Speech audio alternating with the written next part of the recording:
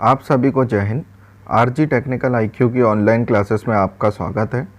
आज का हमारा टॉपिक है मानव शरीर की ग्रंथियां और उनसे निकलने वाले हार्मोन, जो कि यह देखा गया है कि पिछले कुछ वर्षों में जितने भी सरकारी एग्ज़ाम होते हैं वहाँ पर यहाँ से क्वेश्चन ज़्यादा और रेगुलर पूछे जा रहे हैं और यह बहुत कठिन टॉपिक की भी श्रेणी में आता है।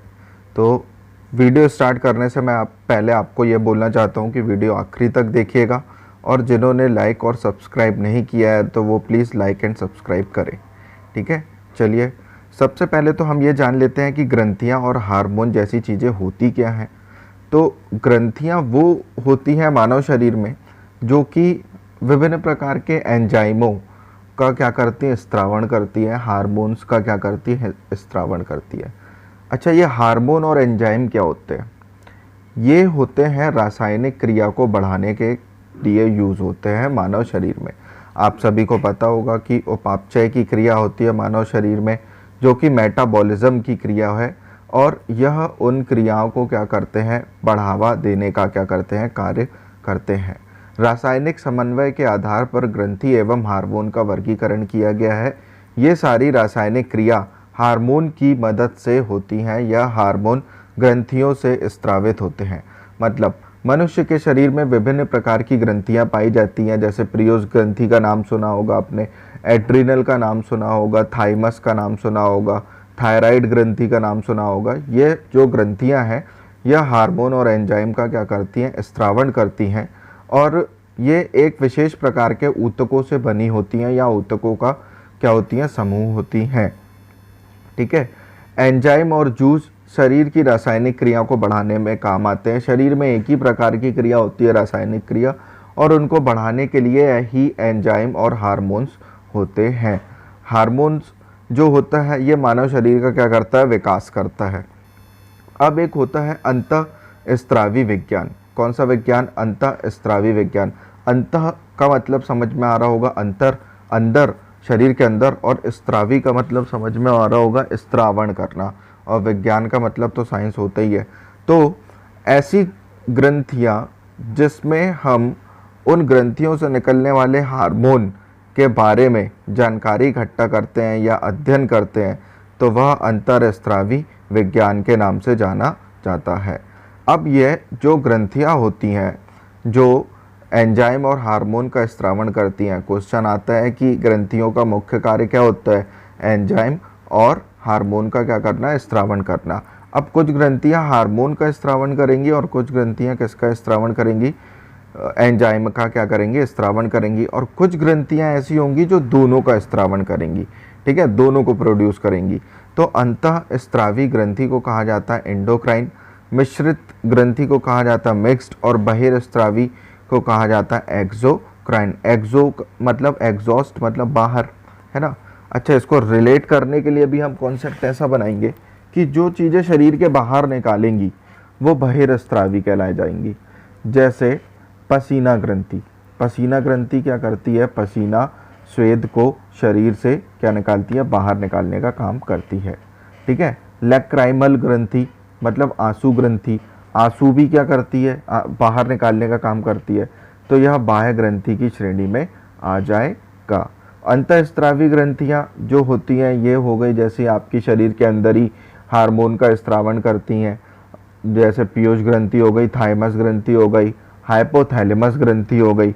ब्रेन वाले चैप्टर में हमने हाइपोथैलेमस, थैलेमस, पीनियन और पीयूष ग्रंथि कहाँ कहाँ होती है यह देखा था। अब बात करते हैं थोड़ी सी समझने की कि बाह्य स्त्रावी ग्रंथि क्या होती है। सीधे इसका एक कॉन्सेप्ट आपको लेके चलना है। एक होता है सिंक, ठीक है, और एक होता है सोर्स। सिंक का मतलब होता है कि आपका डेस्टिनेशन, और सोर्स का मतलब होता है जहाँ पे उस चीज़, जिस चीज़ का वो सोर्स है वहाँ पे उसकी मात्रा प्रचुर मात्रा में होना। और सिंक का मतलब हो गया वो लक्षित कोशिका, मतलब जहाँ पे आपका लक्ष्य है, जो आपका डेस्टिनेशन है। ठीक है, तो जब सोर्स से सिंक में या सोर्स से डेस्टिनेशन तक पहुंचाने के लिए एक पाथ की ज़रूरत होगी, और वो पाथ किसी सेल के माध्यम से होगा, तो वह ग्रंथियां क्या कहलाएंगी, बहिर्स्त्रावी ग्रंथियां कहलाएंगी।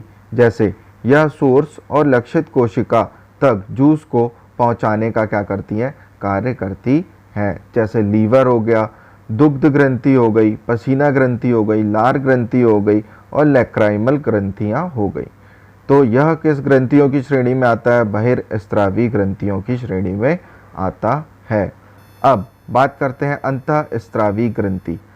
ये ग्रंथियां वे ग्रंथियां होती हैं जो हार्मोन का स्त्रावन करती हैं। ये दोनों में बहुत बड़ा डिफरेंस है कि बाह्य ग्रंथियां जो होती हैं वह एंजाइम का स्त्रावन करती हैं और अंतःस्रावी जो ग्रंथियां होती हैं वह हार्मोन का स्त्रावन करती हैं। अच्छा, इसमें जो सिंक और सोर्स या लक्षित कोशिका होती है, डेस्टिनेशन होती है, इनके बीच में कोई अलग से एक पाथ की ज़रूरत नहीं होती। जैसे वहाँ पे एक कोशिका का क्या होता था, पाथ होता था। यहाँ पे जो हार्मोन्स का संचालन होता है, जो हार्मोन्स एक जगह से दूसरी जगह पे जाते हैं, यह किस माध्यम से जाते हैं, रक्त के माध्यम से जाते हैं। अब मनुष्य के शरीर में विभिन्न प्रकार की अंतःस्रावी ग्रंथि होती है। जैसे हाइपोथैलेमस हो गया, पीयूष हो गई, थायराइड हो गई, थाइमस, एड्रिनल, पीनियल और टेस्टिस और ओवेरी। यह जो ग्रंथियां होती है मानव शरीर में अंतःस्रावी ग्रंथियां होती हैं। अब बात करते हैं मिक्स ग्रंथि की बात करते हैं। मिक्स ग्रंथि नाम से ही समझ में आ रहा होगा, जहाँ पे एक्सोक्राइनल है ना और एंडोक्राइनल दोनों प्रकार के कार्य देखे जाएंगे, तो वह कौन सी ग्रंथि में आ जाएगा, मिश्रित ग्रंथि में, मिक्स ग्लैंड में आ जाएगा। अग्नाशय, अग्नाशय को बोला जाता है पैनक्रियास। पैनक्रियास जो है यह हेट्रोजीनियस की श्रेणी में आता है, मतलब मिश्रित ग्रंथि की श्रेणी में आता है, मिक्स ग्लैंड की श्रेणी में आता है पैनक्रियास। अब पैनक्रियास होता कहाँ पे है, पैनक्रियास ये आपको दिख रहा होगा लीवर, और लीवर से ये निकला हुआ है क्या, पैनक्रियास।